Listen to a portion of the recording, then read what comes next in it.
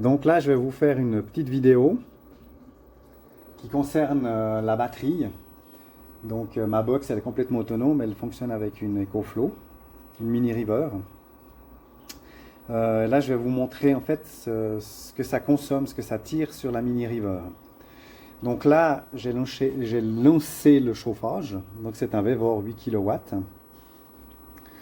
Là, il est en mode préchauffage, c'est-à-dire qu'il y a une petite bougie, donc il doit se préchauffer. Voilà, donc elle s'est préchauffée. Et la pompe se met en marche, on l'entend. Donc on voit bien qu'on a une autonomie qui est très faible, hein, partant d'une batterie qui était à 99-98%, hein, je précise. On a une autonomie de 1h56, mais il ne faut pas s'inquiéter de ça, ça c'est juste pour le préchauffage, puisqu'il va partir en mode très chaud et en maximum. Donc moi je l'utilise en mode manuel sur une échelle de 1 à 10, là je suis à 10, c'est-à-dire au maximum, donc il va partir à fond. On va voir combien il consomme au préchauffage et combien il consomme une fois qu'il a fini le préchauffage. Donc là, on voit toujours qu'il est en mode préchauffage puisque le temps est relativement court, 1h50. Et on voit, on tire 156, ça varie, on fait des pics à 160 voire 170 watts. Donc là, on voit bien qu'il monte le maximum au démarrage. Donc c'est en temps réel.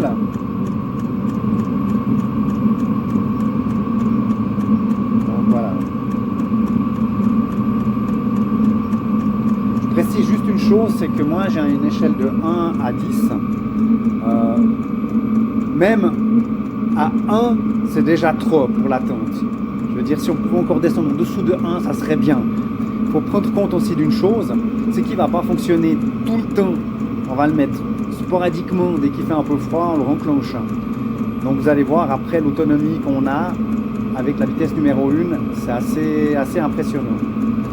Voilà, là on voit, il s'est stabilisé. On voit le temps, lui, il augmente, on est à 7 heures maintenant, on voit qu'il tire 24 watts. C'est 24 watts qui tire maintenant, c'est à fond. C'est-à-dire le préchauffage est terminé, il fonctionne au maximum de ce qu'il peut. C'est-à-dire 10. Et on voit bien, ça varie entre 26 et 40 watts, voire 50, ça dépend. Avec une autonomie de, on va dire, 6 heures. À fond, je précise vraiment à fond. Chose qu'on ne va jamais utiliser comme ça. Maintenant, ce que je vais faire, je ne vais pas vous faire toutes les échelles, on va descendre à la moitié de la puissance. C'est-à-dire, je vais partir sur une puissance de 5. Donc, je vais descendre ma puissance. Voilà, je pense que déjà on l'entend. Là, il fonctionne à la moitié. Et on va vite se rendre compte en fait que les watts diminuent forcément et que les heures vont augmenter. On voit tout de suite, hein,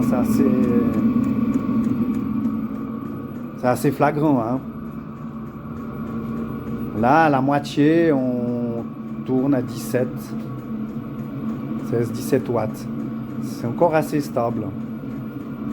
Mais en chaleur, c'est largement suffisant. Enfin, c'est même trop. Comme je vous ai expliqué avant, je brode un peu parce que c'est en temps réel. Alors, je donne des informations. En mode numéro 1, c'est vraiment plus qu'assez.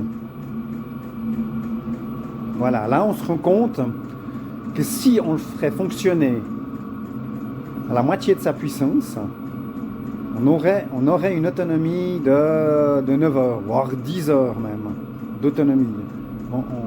En non-stop, hein, je précise. Hein. Et ça, vous n'allez jamais le faire. Bon, maintenant on a vu, on s'est vite rendu compte. Je vais le descendre, je vais le mettre au minimum de ce qu'on peut mettre, c'est-à-dire 1. Je vais le descendre maintenant.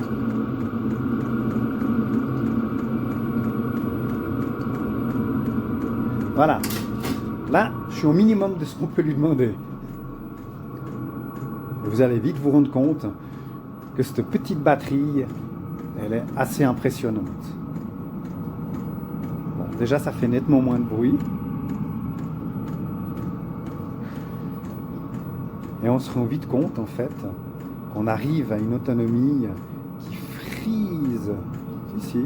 qui frise les 15 heures d'autonomie et on sort entre 8 et 10 watts de puissance. Donc ça consomme vraiment très peu. Alors oui, il fait des pics hein, de temps en temps, mais je veux dire si on fait une moyenne, vous voyez, si on regarde les heures, on les voit bien, on arrive même à 17 heures. Donc c'est quand même, je trouve que c'est quand même assez impressionnant. Donc personnellement, pour moi, la Mini River, elle va très bien aller. Du simple fait qu'après, je vais pouvoir la recharger par le biais de l'allume-cigare. Donc ce qui est quand même assez pratique. Ou, comme vous avez vu sur ma caisse, je peux aussi la recharger par le 220. Maintenant, ce qu'on va faire, on va faire un truc qui est assez rigolo. Je vais le remonter en puissance maximum et je vais brancher la Mini River sur le réseau, c'est-à-dire en 220. Donc voilà, on voit bien qu'on arrive, on arrive à une autonomie de 16-17 heures en minimum, en puissance minimum, ce qui est, comme je l'ai dit, et je me répète, largement suffisant avec une sortie de 10 watts. 8-10 watts. Maintenant, je vais augmenter la puissance. Et alors, voilà, là j'augmente, je suis en puissance maximum. Et on voit sur l'affichage que vous devez avoir devant vous, hein, qui est le même que le mien en fait. Là, il tourne à fond. On voit de nouveau forcément que le temps va diminuer, que les watts vont augmenter. Vous voyez, à côté de la sortie, il y a l'entrée. Donc là, je suis en autonomie totale. Maintenant, ce que je vais faire, juste pour voir, je vais me brancher maintenant sur le réseau. Voilà.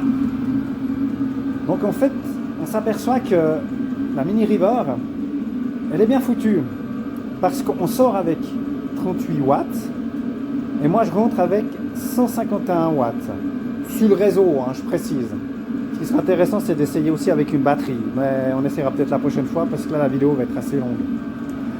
Donc en fait, on s'aperçoit qu'en supposant qu'on ait du courant, du 220, ben voilà, on est bon pour un certain temps. Voilà, c'était juste pour vous montrer en fait que sur le réseau, ça arrive à charger l'EcoFlow et à faire fonctionner le chauffage. Voilà, je suis désolé pour la longueur de cette vidéo, mais il fallait que je la fasse en temps réel, comme ça on comprend nettement mieux.